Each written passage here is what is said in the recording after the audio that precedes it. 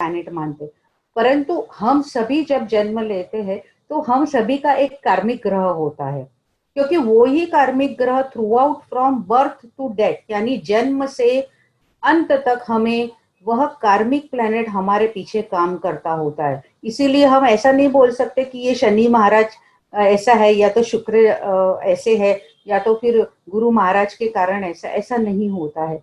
हम सभी लोग जो एक कार्मिक बैगेज यानी कि कर्मों की पोटली लेकर जो जब हम जन्म लेते हैं, तो वह कर्मों की पोटली में हमारे कुंडली में हो सकता है सूर्य हमारा कार्मिक प्लैनेट हो सकता है, चंद्र हो सकता है, गुरु हो सकता है, शुक्र हो सकता है, बुध हो सकता है, मंगल हो सकता है, या तो फिर शनि खुद हो सकते हैं, क्योंकि शनि बेसिक सभी के कर्मों का कच्चा चिट्ठा करने वाला है।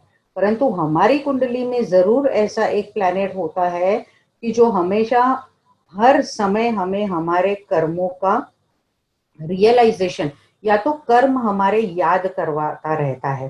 तो मैंने यहाँ पर बोर्ड रखा हुआ है। मैं सबसे पहले आपको इन शॉर्ट नवमांश कुंडली कैसे बनाई जाती, काफी लोगों ने मुझे मेल किया था उसके बारे में कि आप जरा हमें उसके बारे में भी समझाइए। सो आई विल जस्ट मैं यहाँ पर बोर्ड की तरफ जा रही हूँ, so we will continue over there.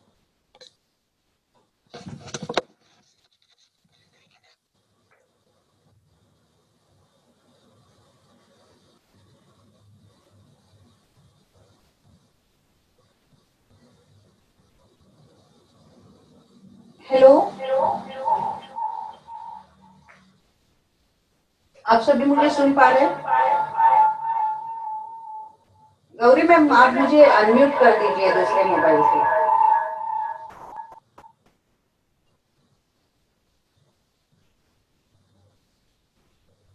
Ma'am कौन से मोबाइल से हुआ है? देखो, सुनीली संजय लिखा हुआ है और एक। ओके,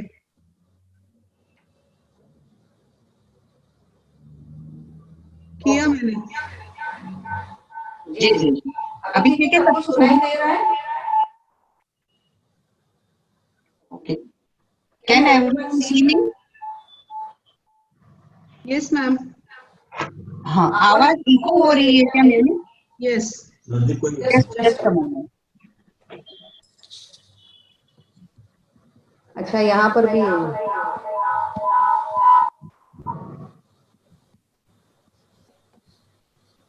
गैजेट आहे का?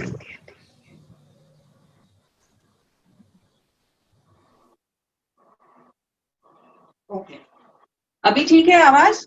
हाँ अभी ठीक है मैम, ठीक है, बढ़िया। सभी को ये दिखाई दे रहा है ये बोर्ड जो मैंने यहाँ पर लगाया हुआ है? I hope everyone is able to see it. और यहाँ पर आई एम जस्ट ट्राइंग कि मैं कुछ बोर्ड पर समझा पाऊँ, क्योंकि कई बार मेरे पास शेयर स्क्रीन है, उसमें मैं कुंडलियां बाद में लूंगी शेयर स्क्रीन में।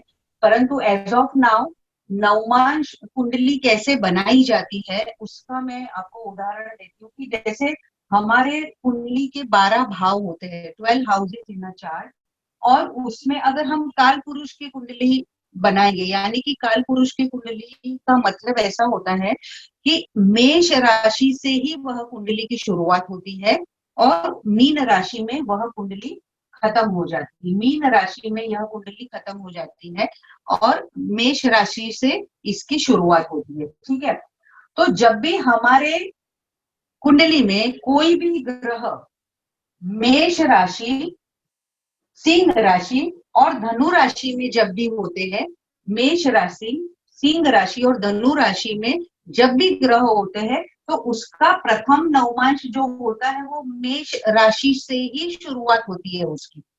चाहे ये तीनों राशियों में यानी कि 1, 5, 9 में कोई भी ग्रह स्थित होते हैं, कोई भी डिग्रीज में होते हैं, तो उसका प्रथम नवमांश मेष से ही शुरू होगा। उसी प्रकार से दूसरे नंबर पे आते हैं कि अर्थ त्रिकोण की राशि, यानी कि 2, 6 और 10। ठीक है, तो जो भी ग्रह आपकी कुंडली में वृषभ राशि में है, कन्या राशि में है या तो मकर राशि में है, तो एक बात क्लियर है कि उसका जो प्रथम नवमांश है वो मकर राशि से ही शुरू होगा। देखो 2, 6, 10 ये जो अर्थ त्रिकोण है इसका प्रथम नवमांश जो है वह मकर राशि से ही शुरू होता है, चाहे कोई भी प्लेनेट आपके ये तीनों राशि में से कहीं पर भी हो। थर्ड नंबर पर हम जाएंगे तो आती है वायु तत्व की राशि, यानी कि 3, 7 और 11। मिथुन राशि, तुला राशि और कुंभ राशि। अगर मिथुन, तुला और कुंभ राशियों में से कोई भी आपके एक मिनट, हाँ, कोई भी ग्रह आपके मिथुन में हो, तुला में हो या तो अक्वेरियस यानी कि कुंभ राशि में होंगे, आपको दिखाई दे रहा है? हाँ, तो उसका प्रथम नवमांश जो है वो तुला राशि से ही शुरुआत होगी उसकी। उसके बाद हम देखेंगे 4, 8 और 12, यानी कि मोक्ष त्रिकोण जिसको बोला गया है, या तो जल तत्व की राशि बोली गई है जिसको। तो आपके कुंडली में कोई भी ग्रह जब कर्क राशि में है, वृश्चिक राशि में है या तो मीन राशि में है, तो उसका प्रथम नवमांश हमेशा कर्क से ही स्टार्ट होगा। ठीक है, तो आप देखिए इधर 1, 4, 7, 10 जो केंद्र में काल पुरुष की कुंडली अनुसार जो 4 राशियां है, वही ही उसके तत्व अनुसार वही उसका प्रथम नवमांश उसको घोषित करता है, या तो उसका ही प्रथम नवमांश हमने लेना है। आगे चल के मैं और इस एग्जाम्पल को और आपको सरल बना दूंगी।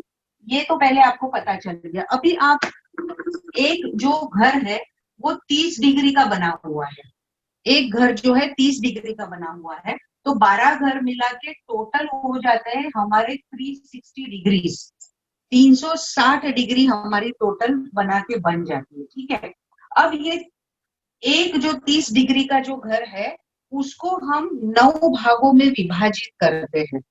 ठीक है, तो इसका मतलब क्या हुआ कि जो एक भाग बनेगा वो 0 to 320 डिग्रीज का बन जाएगा, प्रथम भाग 0 to 320 डिग्रीज। क्योंकि अगर हम 3 डिग्री 20 कला में भी विभाजित करेंगे तभी हमारी 360 डिग्री यानी कि एक भाग का 30 डिग्री का हम लोग उसका बाइफर्केशन यानी कि उसको विभाजित कर पाएंगे। तो जो 0 to 320 डिग्री होता है वो प्रथम नवमांश होता है। ठीक है, 3:20 से लेके 6:40, 6:40 से लेके 10, 10 से लेके 13-20 डिग्री, 13-20 से लेके 16, 16 से लेके 20 डिग्री। इस प्रकार से इसको हम लोग बाइफर्केशन में हम लोग ने यहाँ सेकेंड हो गया नवमांश, ये थर्ड नवमांश हो गया, ये फोर्थ हो गया, ये फिफ्थ हो गया, ये सिक्स हो गया, 16 से 20, 20 से 23, 20, उसके बाद 26, 40 और उसके बाद 30 डिग्री। ठीक है, ये 7वां नवमांश हो गया, ये 8वां नवमांश हो गया, ये 9वां नवमांश हो गया। तो हो सकता है कि आपकी कुंडली में यही डिग्रीज में ग्रह आने वाले 30 डिग्री के ऊपर या तो 29 डिग्री के ऊपर आपका कोई भी प्लैनेट होने वाला नहीं है, 0 डिग्री पर वो प्लैनेट चला जाएगा। ठीक है, उसके ऊपर कोई प्लैनेट नहीं होता। तो अभी हम उदाहरण लेंगे कि समझो ये 159 है, तो अगर हम लोग सभी का एक एक उदाहरण देखेंगे इसके अंदर। तो अगर आपकी कुंडली में सिंह राशि में अगर सूर्य विराजमान है और वो भी 6 डिग्री 20 कला का है, समझो सूर्य आपकी कुंडली में सिंह राशि में 6 डिग्री 20 कला का है, तो हम लोग क्या देखेंगे कि इसका प्रथम नवमांश तो 3 डिग्री 20 कला का आ गया है। यानी कि ये जो मेरा सूर्य जो है वो प्रथम नवमांश में तो जाने से रहा। ठीक है, एक बात पहले क्लियर हो गई कि अग्नि तत्व का प्रथम नवमांश जो है वो मेष से ही हम लोग गिनेंगे। तो मेरा जो ग्रह है वो है 6 डिग्री 20 कला का, तो सेकंड में क्या आ रहा है 6 डिग्री 40 कला आ रही है यहाँ पर। ठीक है, और बाद में तीसरे नवमांश में 10 डिग्री आ रही है। इसका मतलब मेरा जो ग्रह है वो 3:20 से 10 के बीच वाला है। ठीक है, तो ये कौन सा हो गया, सेकेंड नवमांश हो गया। तो मेष प्रथम नवमांश हुआ, तो सेकेंड नवमांश हो गया वृषभ। इसका मतलब नवमांश कुंडली में यह जो मेरा सूर्य है वह वृषभ राशि में जाएगा। तो हमें उस कुंडली में हम ये कुंडली देखकर बोलेंगे योग कारक सूर्य तो बहुत अच्छे पोजीशन में बैठा हुआ है मेष लग्न की, हम लोग समझो, लेकिन नवमांश में वो शुक्र की राशि में जा रहा है। नवमांश में जब वह शुक्र की राशि में जाता है उस समय वह सूर्य शुक्र के साथ बहुत ज्यादा अच्छी दोस्ती नहीं बनाता है। तो हो सकता है कि जो अपना फलित देने की जो क्षमता है उसको वो थोड़ा बहुत अंश से कम कर सकता है। लेकिन हमें सबसे प्रथम क्या देखना है कि हमें नवमांश कुंडली कैसे देखनी है, मेरे प्लैनेट इसमें कैसे आ गए।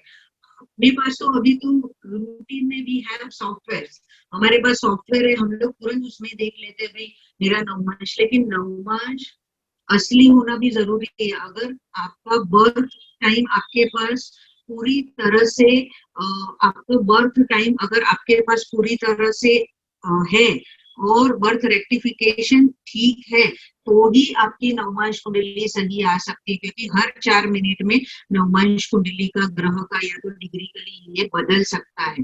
लेकिन साधारण तौर पर हमारे जो बर्थ डिटेल्स है उस हिसाब से हमें इसका नवमांश कुंडली इस प्रकार से निकालना है।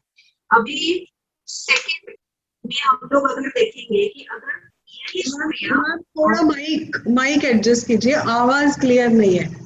ओके हाँ, या तो फिर आप बोर्ड की तरफ, हाँ बोर्ड की तरफ घूम जाती हो ना तो आवाज कम आती है। हाँ ठीक है अभी ठीक है आवाज, अभी ठीक है। ओके। तो अगर आपका सूर्य ये कर्क राशि में है, समझो आपका सूर्य कर्क राशि में, यही सूर्य में 5 नंबर यानी सिंह राशि में ना होते हुए सूर्य आपका कर्क राशि में चला गया है, और समझो यह सूर्य 17 डिग्री का है आपका कर्क राशि में। अगर यह सूर्य 17 डिग्री का गया है तो सबसे पहले तो मैं क्या बोलूंगी कि भाई मेरा कर्क राशि में ग्रह गया हुआ है सूर्य, तो इसका प्रथम नवमांश ये कर्क राशि से ही इसकी शुरुआत होगी। वो तो एक आइडिया मेरे पास क्लियर हो गई है। अभी मैं क्या देखूंगी कि मेरा प्लेनेट 17 डिग्री का है तो वो नवमांश कुंडली में कौन से राशि में जाएगा। ठीक है, तो 3:20 पहला नवमांश हो गया, 6:40 का दूसरा नवमांश हो गया, 10 का तीसरा हो गया, 13:20 का चौथा हो गया, मेरा तो 17 डिग्री का है, 16 का पांचवा हो गया, और छठा कौन सा आ रहा है, 20 डिग्री का आ रहा है। इसका मतलब ये 16:40 है यहाँ पर। इसका मतलब क्या होता है कि मेरा जो ग्रह है वह 20 डिग्री यानी 16:40 से 20 डिग्री के बीच वाला है, 17 डिग्री का है। ठीक है, तो इसको हम लोग क्या बोल सकते हैं कि छठे नवमांश में मेरा सूर्य नवमांश कुंडली में जाएगा। हम लोग बोलते हैं ना प्रथम नवमांश, द्वितीय नवमांश, तृतीय नवमांश, तो मेरा छठे नवमांश में जाएगा। तो 4 नंबर यानी कर्क राशि से अगर हम गिनेंगे तो छठा नवमांश कौन सा आता है, 4, 5, 6, 7, 8, 9। इसका मतलब मेरा सूर्य जो है वो धनु राशि में चला जाएगा नवमांश कुंडली में, तो उसको और बल प्राप्त हो रहा है। क्यों बल प्राप्त हो रहा है, क्योंकि धनु राशि भी अग्नि तत्व की राशि है। ठीक है, और सूर्य भी अग्नि तत्व का है, सात्विक प्लेनेट है, धनु राशि भी सात्विक प्लेनेट है, अध्यात्म की है, तो यहाँ सूर्य और ज्यादा बलवान हो गया। और प्लस D1 चार्ट में भी यह सूर्य कर्क राशि में आने से उसको अधिक बल प्राप्त होंगे, क्योंकि चंद्र और सूर्य को राजा और रानी गिना गया। तो यह सूर्य यहाँ पर रानी की राशि में होने से क्या हो रहा है कि सूर्य बलवान होंगे। इसी प्रकार से आपका अगर कोई प्लैनेट जो है वो आपका समझो मैं यहाँ पर मिथुन राशि में प्लैनेट ले रही हूँ। नहीं और आवाज की क्लैरिटी चाहिए। हाँ, एक मिनट में फिर हैंड्स फ्री।